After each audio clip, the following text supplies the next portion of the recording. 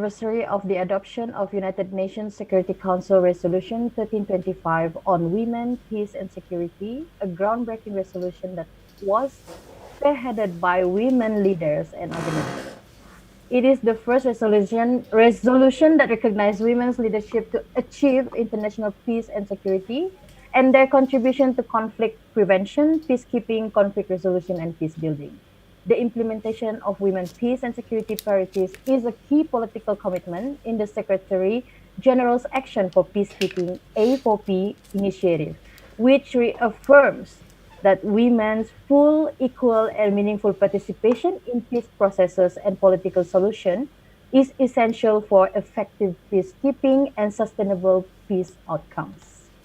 Hi everyone, good evening. My name is Farah Osman on behalf of the World Kindness Movement. We are going to talk about this wonderful topic, the best man for a job is a woman.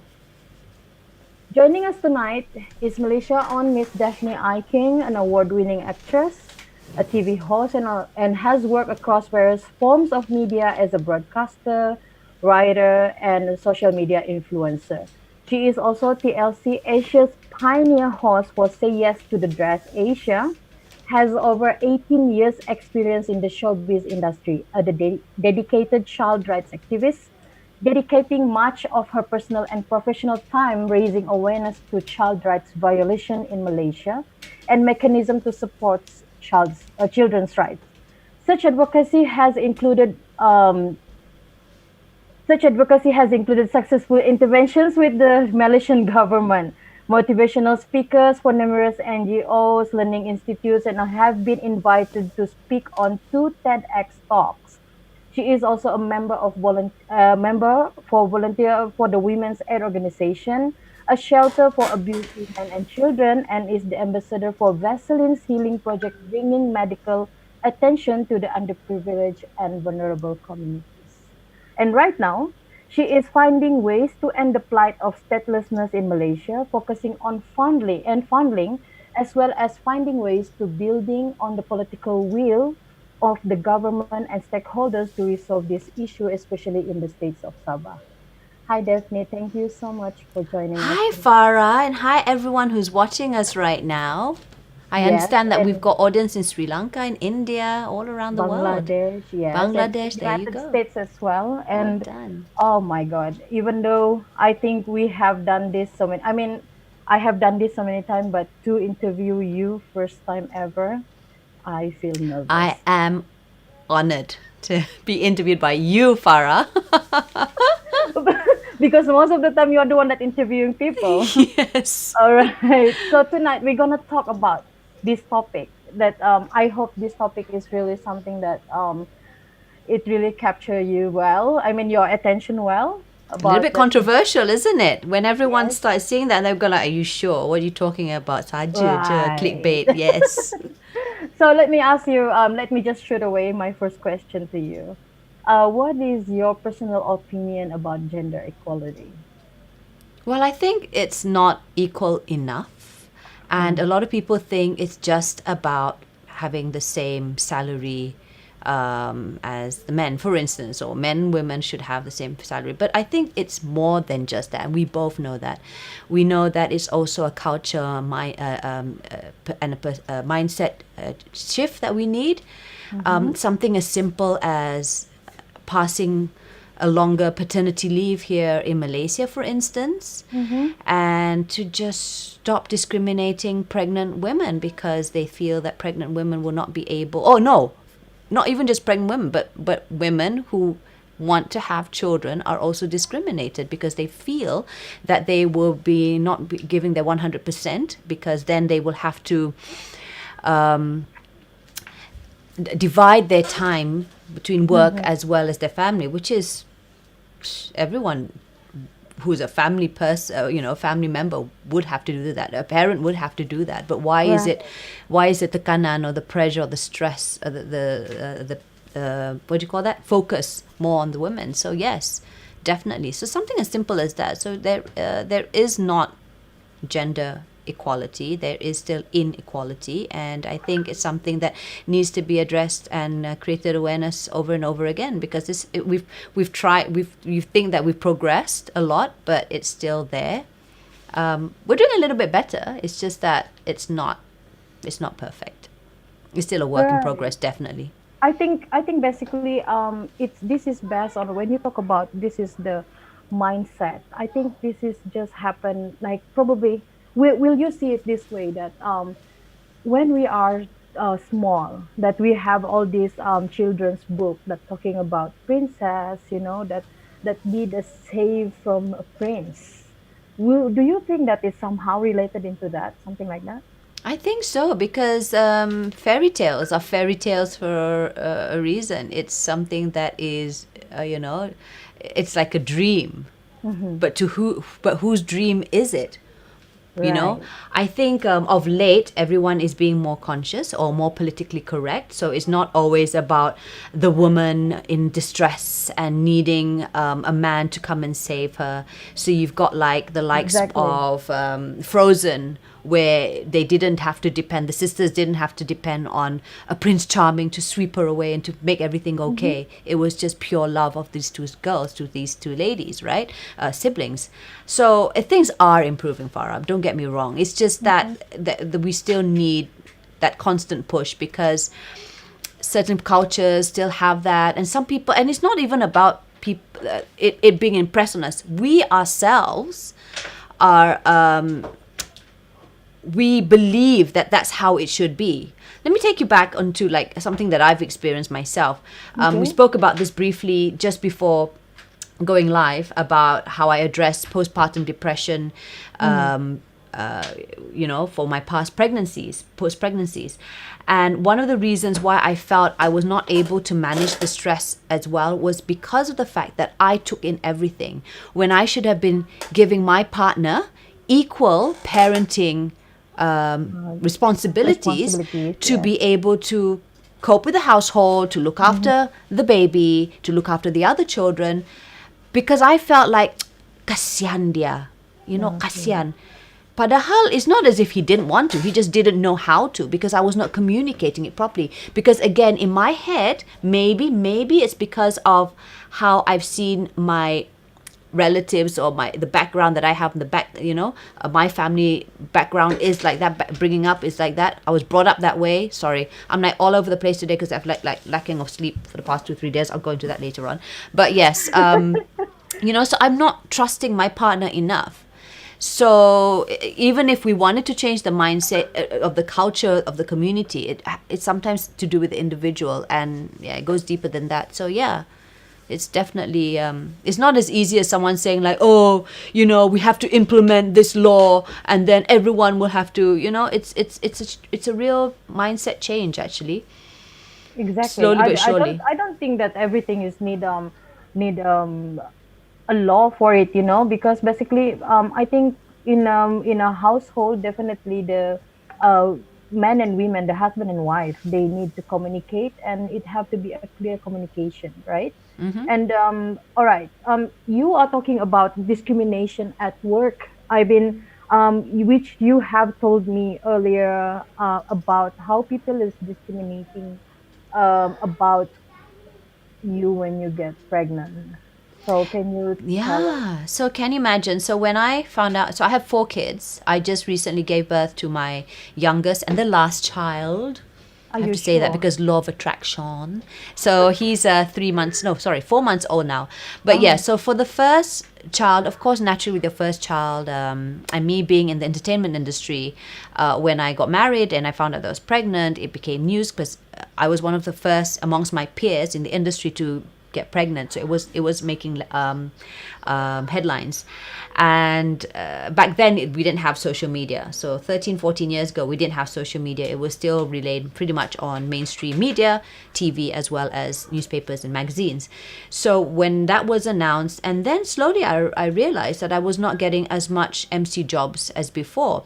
So I understand the ones where I have to be a little bit more active. For instance, let's say my Formula One MC jobs where, Mm-hmm. or where I have to be hopping around and stuff like that. Maybe they're just concerned about my healthy. Fair enough, fine. But surely for something that is a corporate, I'm just behind the lectern and it's, Exactly. you're not showing, you're not, I wasn't even showing. My first pregnancy, I was tiny all the way to my 7 months. But yeah, I was told that I looked big and that it was inappropriate. I thought that was just a bit strange, but I sort of like shrugged it off. When I was pregnant the second time around, it happened again, and at that time I think I was just 4 months. Luckily for me, I think I just wanted to keep it quiet for personal reasons, and I was. But of course, someone in the industry found out, and that particular job that I was going to be hosting was supposed to be a platform to empower women. So that was where I was very disappointed because apparently the director, who is a woman, mind you, found out that I was pregnant, and she said, "Oh, I don't think we should hire her because she's pregnant." And it was killing me because I'm like, "Oh, what is the big deal?" Again, it's a gala dinner. I'm behind the lectern. It's not as if I'm really showing, and even if I'm showing, women do get pregnant. Surely, Exactly. you're a platform that empowers women, and you're a Right. woman yourself. So it's very sad when here we are trying to create a mind shift or culture shift or policy making when you've got, for women, for sisterhood, when you've got your own sisters uh, putting you down. So that was really sad. And I think after that, I just completely hid all my pregnancies all the way to this last one, Oh wow. just That's so that, yeah, so some of my clients, when they find out much later, obviously I've put on weight, right, but I'm very good at hiding my pregnancies. So they go, "Oh my god, you mean when you were MC my event you were like 8 months pregnant?" I said, "Yep." And tak nampak ah." "Oh, but we just thought you were a little bit rounder and stuff like that, but yeah, we did. Why did you hide it from us?" I said, "Would you have hired me if you knew I was pregnant?" And there was that slight hesitation, and these are my regular clients. I mean, takut lah, Dev, nanti you jatuh. So she would say, "What if you fall down?" right. You know, But the hesitation have said it all there anyway. was, there was like, Exactly. I said, "Would you hire me?" Yeah. Right. And to the audience out there, if you have any questions for us, to our guests, just do not hesitate to keep on texting us on our the World Kindness Movement page and send us your question. Just shoot away. And then let me just ask you this question: this equality versus equity at the workplace. Are women is really looking for equality or equity? Which one is that? That's tough. Okay, first, I think for the benefit of, yeah, now my husband's fat Liverpool just came on. So if you can hear Liverpool playing in the background, it's because suddenly the volume went up while my husband's like trying to be discreet watching football. I'm so sorry, guys. But yes, first and foremost, I think a lot of people need to understand what equality means as well as what equity means. So equality is basically giving the same resources. Mm-hmm. So exact same resources to everyone. So that's what Right. equality is about: giving it to the man, woman, whatever you are. Here's the resources. Here, have it. Equity is the how do I change that? The equity would be the so you distribute resources according to the needs. So for instance, let's say for me, um, I'm a single mother and Mm-hmm. I've got a young child, Mm-hmm. versus this guy called Joe, who is also gunning for the same position in a company. Right. It would be nice if there's a childcare center in the Right. company that Mm-hmm. allows me to be able to have peace of mind knowing, okay, my child is safe Mm-hmm. nearby where I'm working. So I Mm-hmm. have the same, I don't have to worry about my child anymore because now I can also work in peace. And, so that company provides Mm. a childcare facility that I have to pay for. Maybe I have to pay for. I don't know. Some companies actually offer it for free. But yes, so there's that. So that's where I feel that equity would be. If I had to choose between both, I would probably go for equity. Yeah. Did I answer you quite correct? I mean, did I answer your question? I But I think yeah, yeah, definitely. But basically, I think if you are talking, if you're giving that kind of example, that's about if you're gunning for the same job position, and then Mm. it would be nice for the company to provide you, then the man will say like, the way that they will see it, that I'm a to parent too. yeah, I'm a parent too, but I don't have this kind of headache that I have to take care of. And besides, if the company have to, like, if they want you, that they have to do extra thing for you because you are the one that wants it.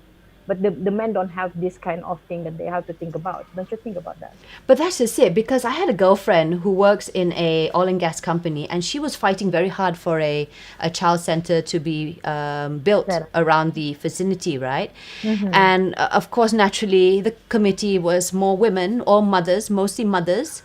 But there were one or two not fathers, sorry, male colleagues who were also part of the committee who was also campaigning for it to be built. Alhamdulillah, it was built and it's thriving very well. But what I'm trying to say here is a lot of those who turned down the idea were saying like, why do we need it, because it's just extra cost and everything. Mm-hmm. Mm-hmm. And then it was great because how they fought their reason to validate the reason why they have to have that childcare was the fact that you look at all the women who are planning to pay for their Mm-hmm. child to have a safe somewhere nearer to them, this childcare center. You've got all the top ladies here, your top management, female management ladies here, who are your talents.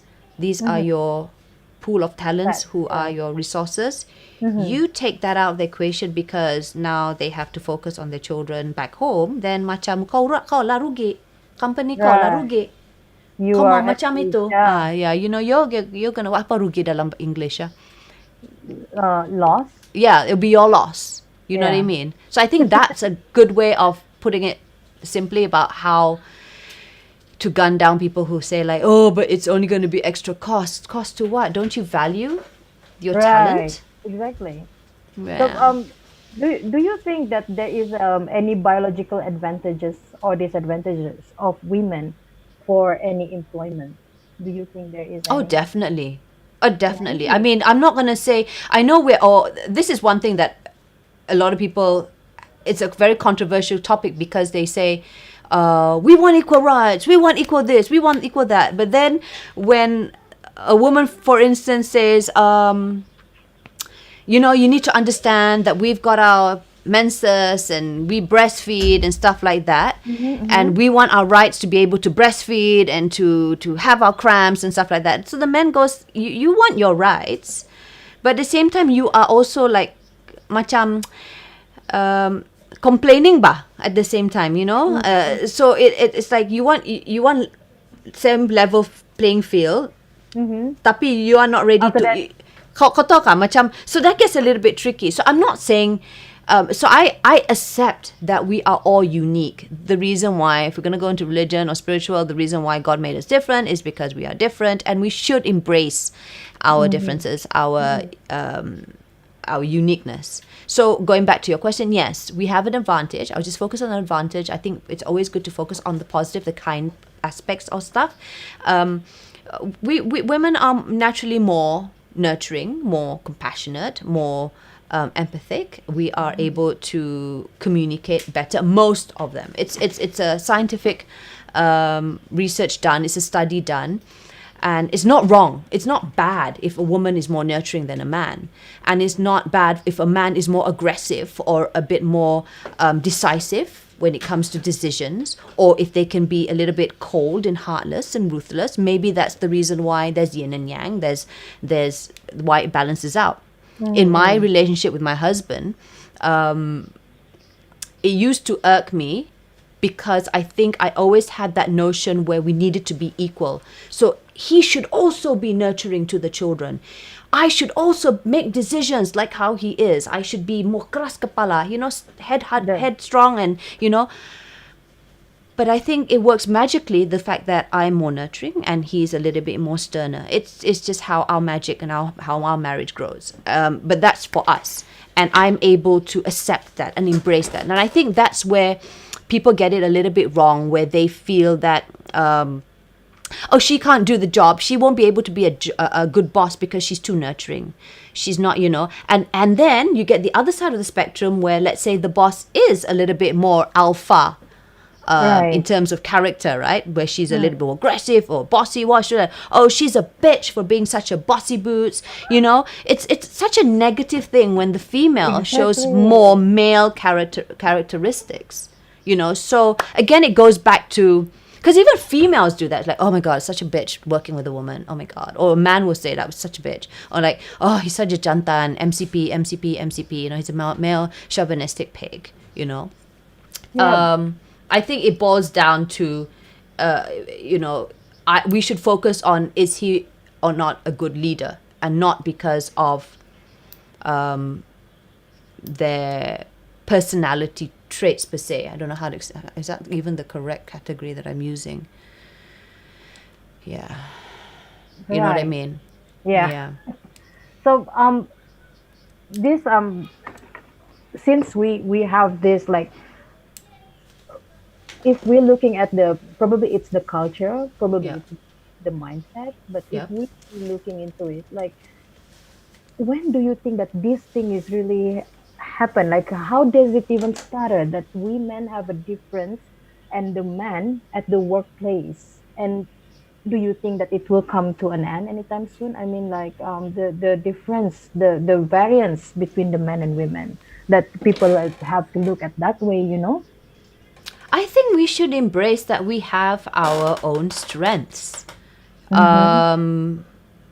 And that is why I was a little bit upset recently. For those who may not be in the know, Sabah, which is where Farah and I are from, had our state election recently, and there was a lot of talk and disappointment that there was only, I think, less than 10% of female politician candidates who came in from that 400 plus. I think there was Four only like hundred, 400 four hundred something. Can't remember. 74, or 400, 437, something like that. correct. Yeah, 400 Yeah, over. yeah, 400 over. But I think it was less than 10% were female Exactly. politicians. And a lot of people were like, getting all upset and stuff like that. And then I told them, I said, it's not as if women don't want to become or don't want to be part of policy change. It's just that they have responsibilities at Mm-hmm. home that is expected of them. And again, it goes back to that mindset of the individual where they feel guilty if they do not also be responsible and be more, to give another part of their lives to their family. It's already accepted that the woman must be the one looking after the household after that, balik kerja, they have to clean up, feed the kids, da da da. We do see a change in men taking over that role. But it's very, very jarang. It's That's very, very rare. it's very rare that you see households where they're acceptive of. I think you spoke about this when somebody has interviewed you during the election Correct. period, when you were asked whether you will consider to Should be to part stand for of election, politics. yeah, to be Yeah. part of politics. Yeah, I think you have mentioned that, right? And because you know why? I think basically people will have that kind of idea, like, why are you not into politics? It's because how they see that you are so strong, you become the loudest voice, part of the loudest voice that we have in the country, especially when you guys march up to the parliament, of when you asking for the bill to be passed about the paternity leave. Can you talk about that a little bit? Yeah, so I was one of those who, who marched to the parliament with our plaques. At that time, I just found out I was pregnant, so it was quite Wow. apt when that happened last year. And then we had a change of government, but I won't go into that. Just when we were so close into lobbying it, into getting it passed, but we won't go into that. That's another frustration that activists like Farah and myself face.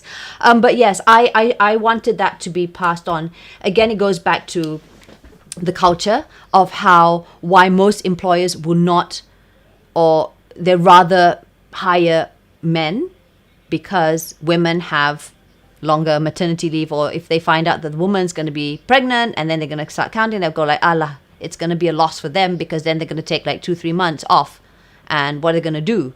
So, and then the woman also has to think like, okay, I need to start passing down my job, to the next person, and she's To the got that. colleague. It's not a complete free. Already, you've just given birth to a human, right? And then Right. there you're worried. Am I gonna still have a job?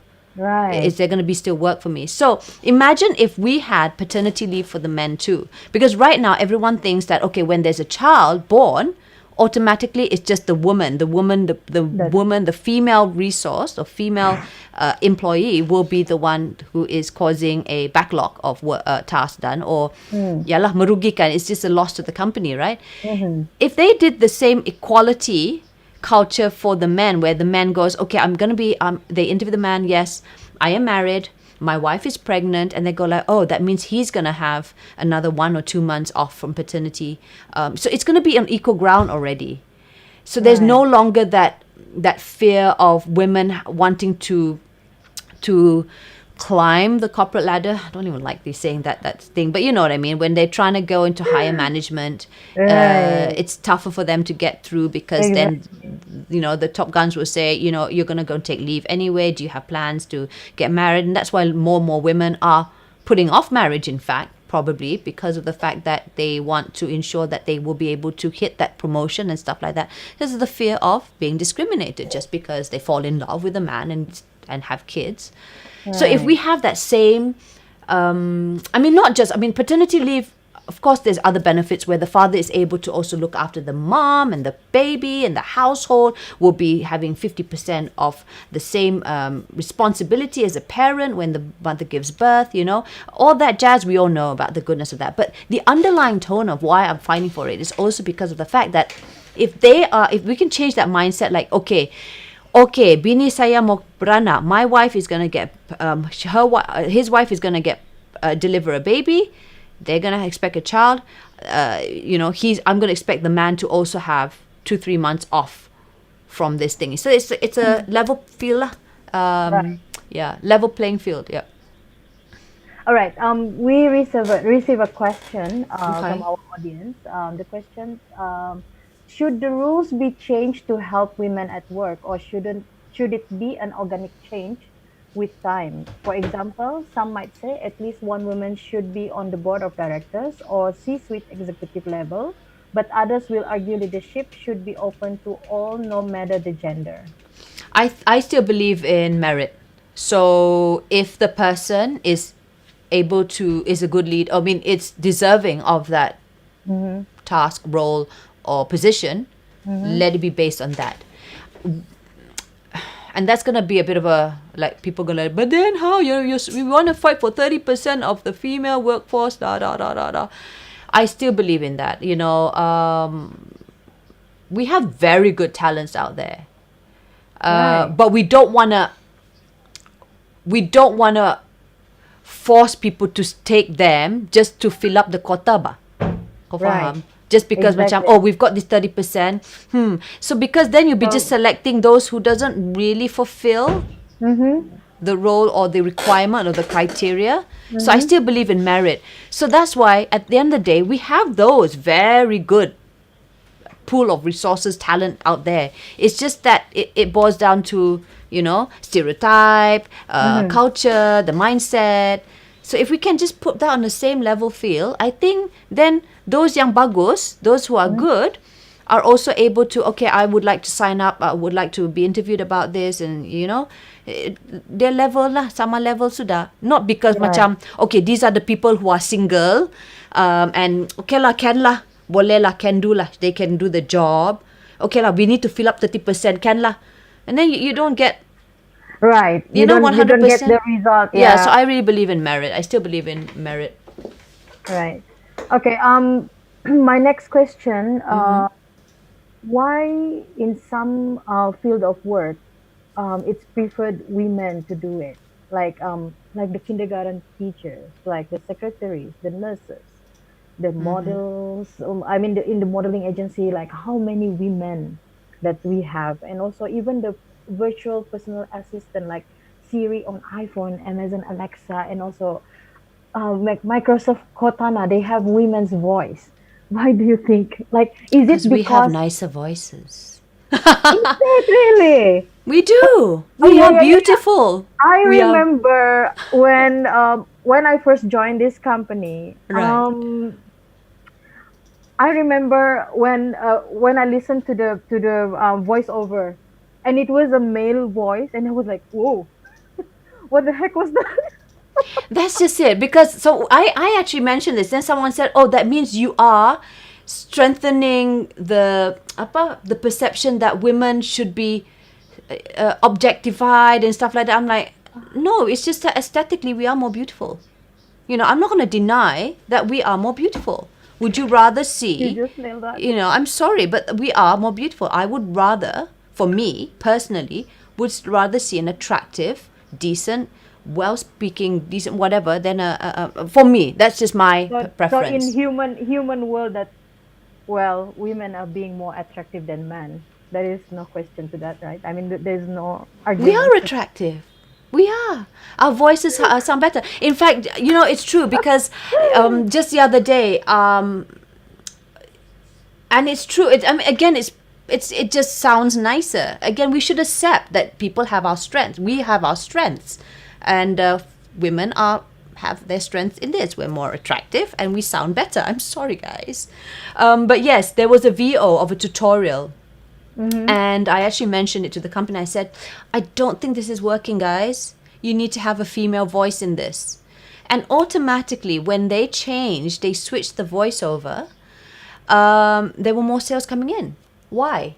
And it's not as if she's flirting on the, like, where she's just saying something as simple as, Good this morning. is how, good morning, this is how you create a party. This is the tutorial on how to open and create a party. Ini tiba-tiba macam Norwex kan, but then yes. But yes, that's what I'm talking about. Instead of a guy going like, this is how you're supposed to create a party. How do you consult? How do you open to be But a team member? but isn't Macam it not, that it's not very inviting. It's but true, I'm but sorry. isn't it there's a man that we have good quality voice. I mean the way that we call the golden Okay, voice. yes, you're right. You're right. Like the Patricks here in Malaysia, with the Patrick Teos, Raymond Mm-hmm, mm-hmm. Goh. Like we always have David Attenborough. Did I Sir pronounce? David Attenborough, yeah. Yes, he's Yeah. like the voice of documentary. Yes. Is it because we're so used to it and it's been ingrained in us? But it just gets to us. So sometimes things work for a reason. We have female voiceovers to talk about documentary, but somehow when a man does it for certain things, it does. And that's why, like, I'm a voiceover talent. So even then, as a producer, we would choose for what sort of voice comes nicely for this type of commercial. It's a different science altogether. So there's no gender biasness in that sense where it's like, oh, we want a female because we're objectifying her voice, or no. Uh-huh. It just sounds nicer, and it's okay. It's okay to prefer one above the other. What's not okay is when you are purposely not giving the opportunity to someone, be it a Mm. male or female, to try it out. You know what I mean? Like I if in a workplace, for instance, like a nurse, you mentioned it quickly over. You said, "Oh my God, dear Lord, I'm sorry. My husband just created this. He's watching Liverpool and Everton right So now, so I'm guessing I guess it's a Liverpool. goal. It's a goal." Shocked the shit out of me. My God, you're a Liverpool fan, huh? Liverpool Yeah, they fan. just scored. Because he's like on earphones and he's there watching it. I'm sorry, guys, that was a little bit of a rude interruption. But yes, going back, so nurses and kindergarten teachers, they are more nurturing, more compassionate. Their voices are a little bit softer. Most of them are naturally more maternal. In my household, actually, it's the other way around. I'm the more garang one, but most of them, it's just like that.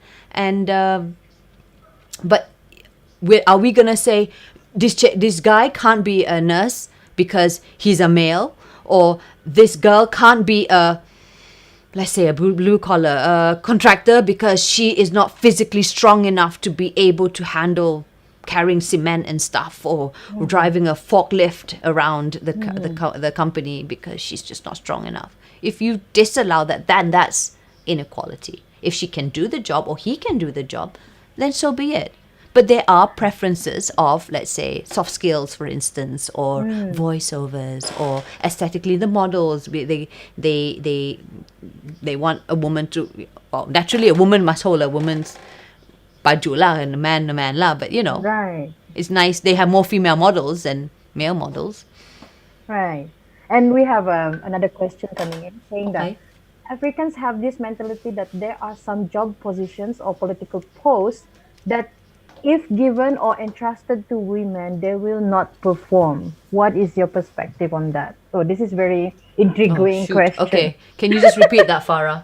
Okay, Africans have this mentality that there Okay. are some job positions or political posts that, if given or entrusted to women, they will not perform.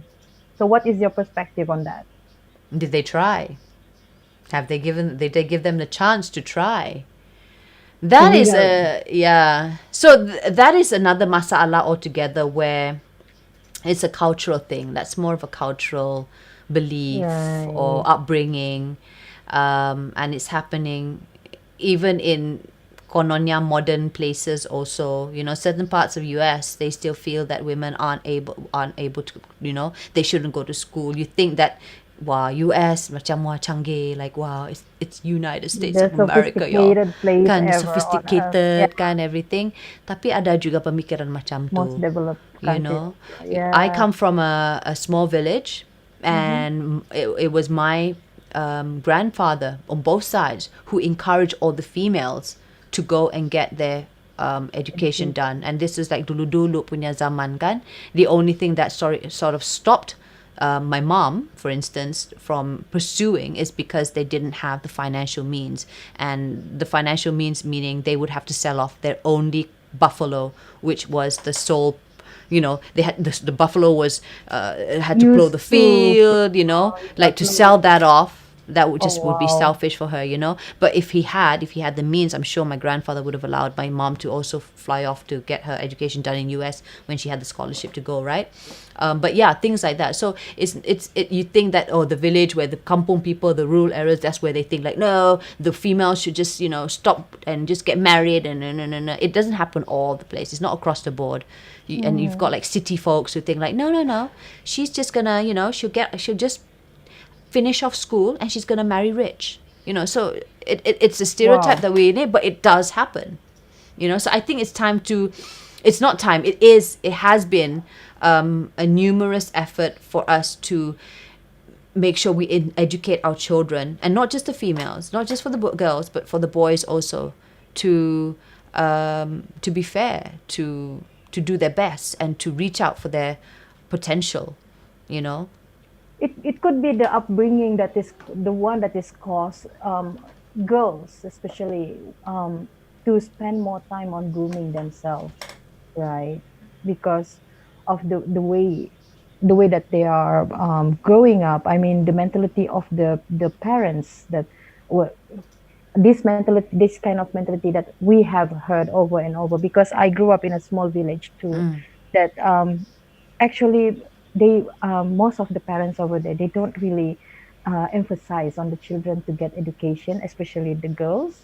So basically we have seen the child's marriage happen in front of our eyes, me and my sister. And my sister is the first female that goes to university anyway. So basically, I think that is part of the reason why we girls, they just being, they start grooming themselves to look beautiful, to look attractive, so then they can end up like marrying this richest man or something like that. It's so funny that you say that, Farah, because when I first joined the TV industry, right, and that was many, many years ago, um, I remember one of the bosses, who's now a good friend of mine, he said, "Oh, you're going to be marrying a dato." So, for the benefit of the world out there, dato would be like someone who is titled like a lord, like a sir, in Mm-hmm. certain parts. So, a dato, you're going to marry a dato, you're going to marry a sultan. Because I think that was like what the most TV presenters' direction would be. They'll either marry royalty, or they'll marry someone rich, or some businessman, or some really prominent, person. And I didn't understand that. I didn't understand why they would stereotype female presenters that way. But it, it, uh, it it did make me wonder. So I did ask some of my girlfriends who did marry off rich, and did I, I just casually in one of our nights having fun, I said, did you become a TV personality? Because it was a known fact then, a stereotype where you become TV personality or you become a model, then you can sort of Like, inch your yeah. way. It's a stepping stone to marrying well. And I said, out of curiosity, because I'm just trying to defy the stereotype that this happens. Did you come into this industry with the intention of marrying rich? You'd be surprised that 2 or 3 of them did. They did. They came in because they said, and they're very smart. They're really good journalists and and they're very good at what they do.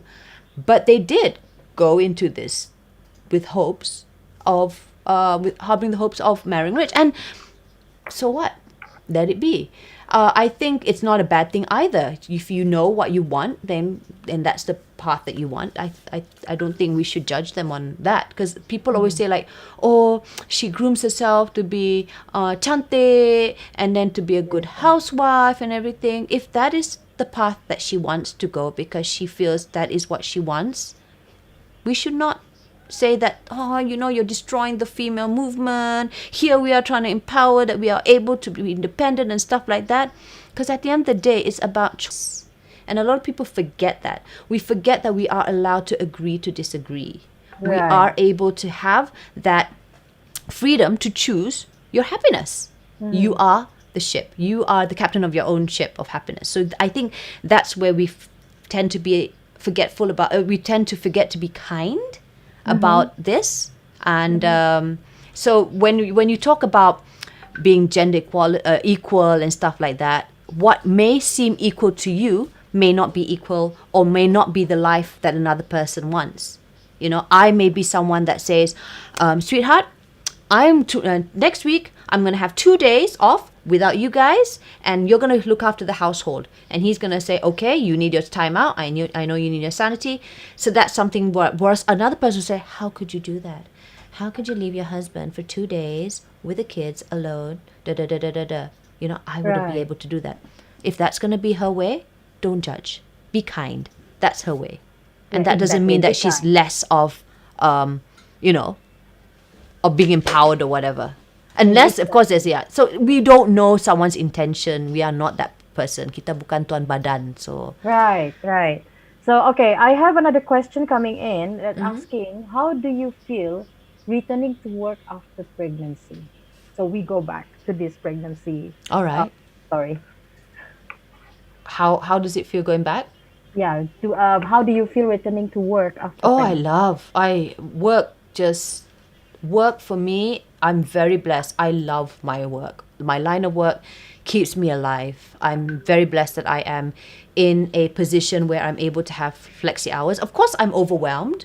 I'm tired. And now, again, with the CMCO, it does put a mental strain because we're worried about finances and stuff like that. But I'm doing something that I truly love, and to do my community work. And I can blend these two together. So I'm very Right. fortunate. But maybe for some who are a little, because like I said, I work from home, so I'm able to see my children because I'm a typical Cancerian. I love being at home. I love my kids. As much as they annoy me, I love my children at the same time. I can't be too far away from them. But so yes, after pregnancy, I was, in fact, as soon as I got back from the hospital, I was working already. I was back on Yeah, I've live and stuff seen like that. that. That was Yeah. crazy, right? But because Yeah. that keeps me alive, and whatever keeps your sanity in check, do it. So for me, it was definitely a yes for me. And also because I am technically the breadwinner of the family. If I do not work, my husband, who is my manager, has no one to manage. So, in this retrospect, my husband is the house husband. So when I have to go to work, when we had no helper, for instance, or there's no nanny, no one's looking after the kids, he's looking after the children and he's fine. And we were actually okay with this until a few friends, because my husband used to be in the corporate line and he was, and he decided 10 years ago when we came together that he said, since you've lost, I mean, your manager is no longer working with you, why don't I just, come in to help out for a while? And I said, sure. And it became like this for 10 years.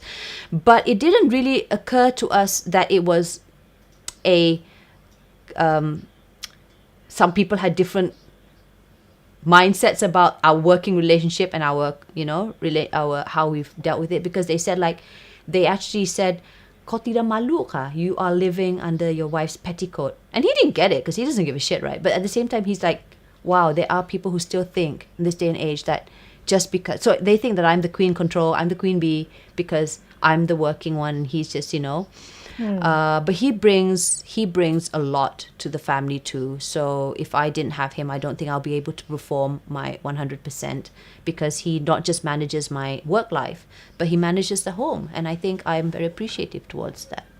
Like this setup, I wouldn't know how to do this. Exactly.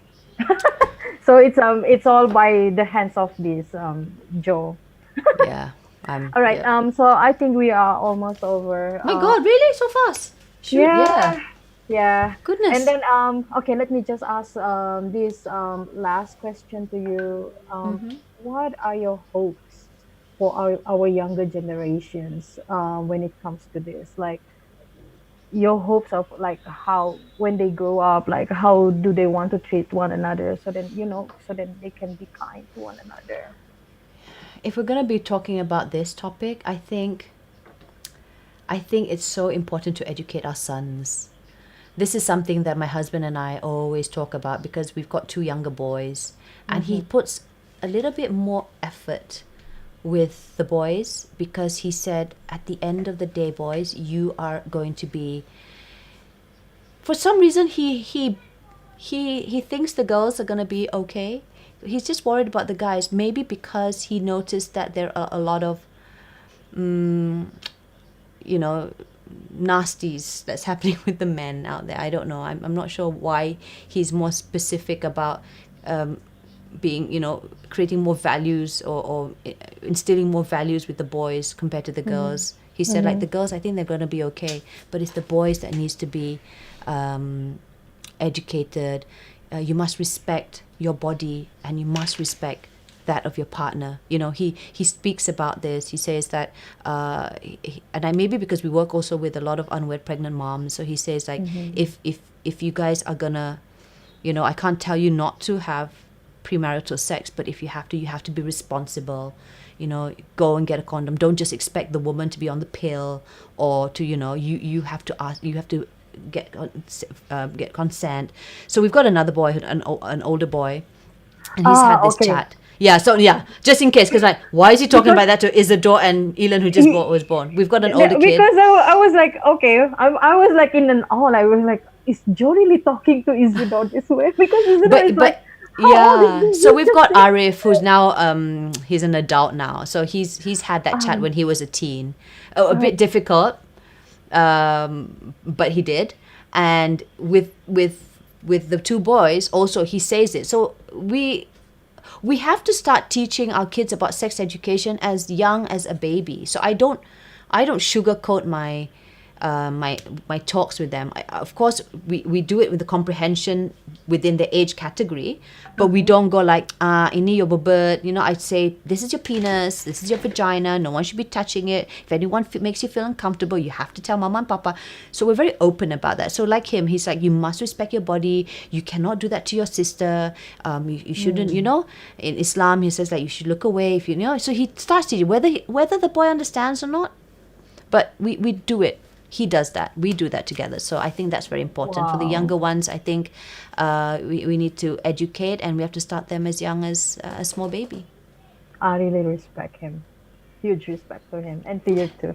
All right, so we have come to our end, and yeah. So we thank you so much with these beautiful insights and all this wonderful experience that you talked to us tonight. Thank you so much, and thank you for agreeing to be interviewed. Thank you. I've got like so many like comments, and I didn't even like message them back. So to those who are watching over my platforms, either YouTube, Twitter, Instagram, Facebook, thank you so much. I'm reading all your comments and feedback. Thank you so much. And because this is Farah's platform, I didn't want to, interrupt and take it away. So I will be acknowledging your messages in just a bit.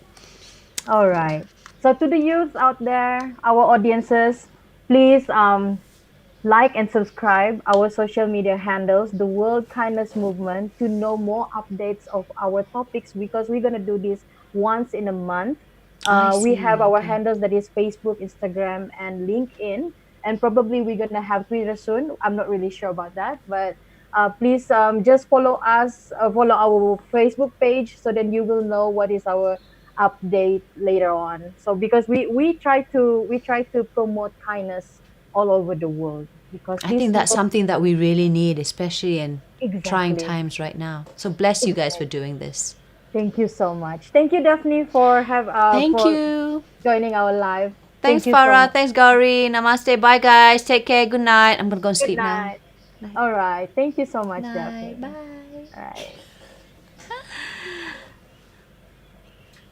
Nice. Wow. Are we still on? Yeah, we saw. We're all still on. That's Okay. crazy. Thank you so much for watching. That was with Farah, who is actually Sabahan. She resides here in Malaysia, and it's called the World Kindness Movement, if I'm not mistaken. I can't remember already.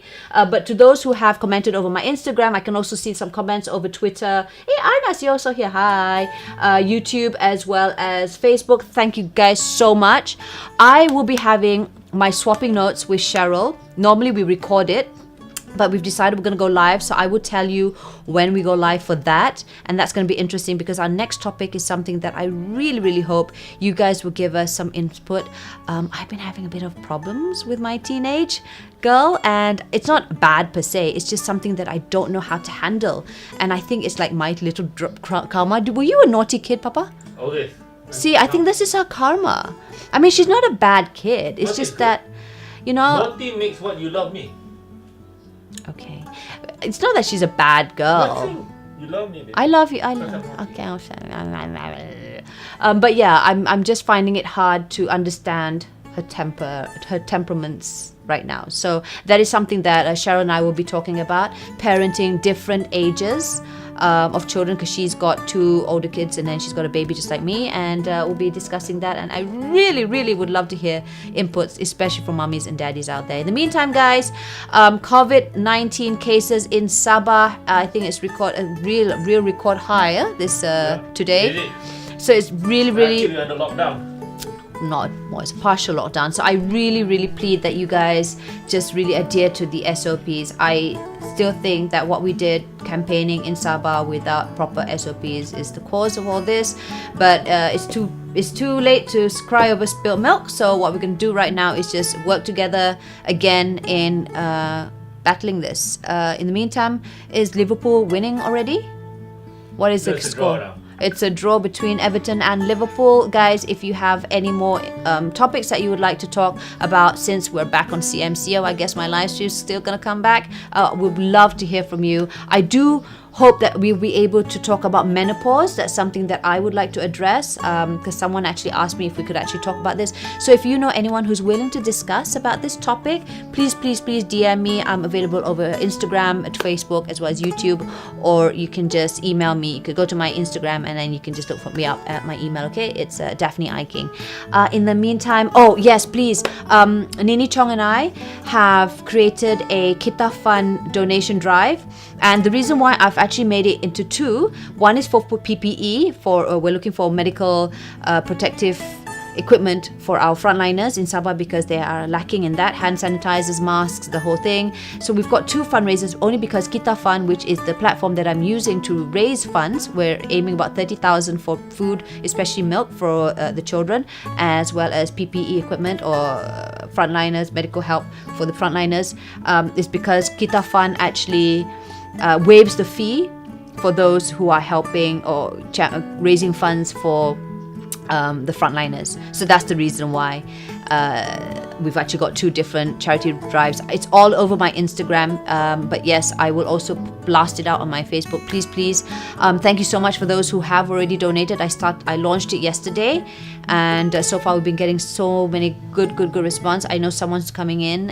Hopefully that fund's coming in, and we've already started dispersing some funds to our friends in Sampurna. And yes, I think one of my main concerns is the fact that the children there are drinking condensed milk. Kau tahu tak apa condensed milk? Condensed milk tu macam susu cap pekat ba yang sweetened milk. So they drink that, and when I first found out, I was really angry. I said, like, why on earth is a mother feeding them sweetened drinks? It's not nutritious at all. And the baby who died of COVID, apparently because the immune system was very low, not enough nutrition. So this is something that I'm very, very like, oh my God, I cannot. Because as a breastfeeding mother, I can now understand, and I'm a little bit more mindful because of the fact that these mothers have anak yang kecil-kecil ba. They all have like small younger kids.